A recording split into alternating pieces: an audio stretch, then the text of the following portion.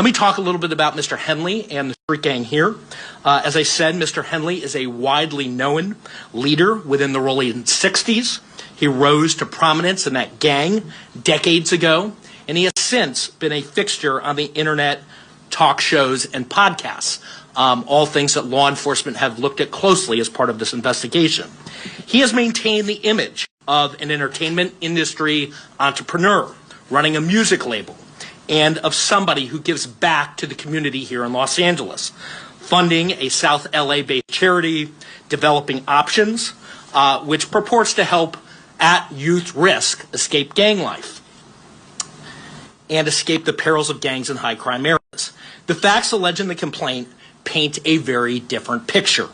It is one of a murderer, a thief, a liar, and a cheat, and the criminals that enabled him.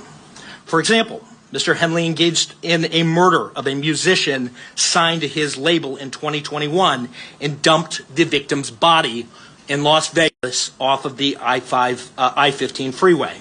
He then attempted to evade and obstruct the investigation into the murder, including ordering witnesses not to speak with law enforcement. Henley's criminal enterprise also engaged in other crimes, including transporting prostitutes across state lines, extorting strip clubs, marijuana dispensaries, and other businesses, and fraudulently applying for COVID loans in the form of a business relief loan.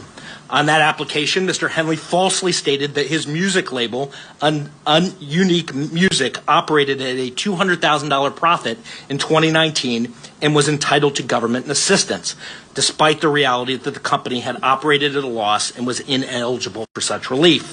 Finally, Mr. Henley is accused of embezzling donations made by celebrities, professional athletes, and businesses to his charity, Developing Options, which, as I said, purports to give South LA at-risk youth alternatives to gang violence, drugs, and other criminal activity.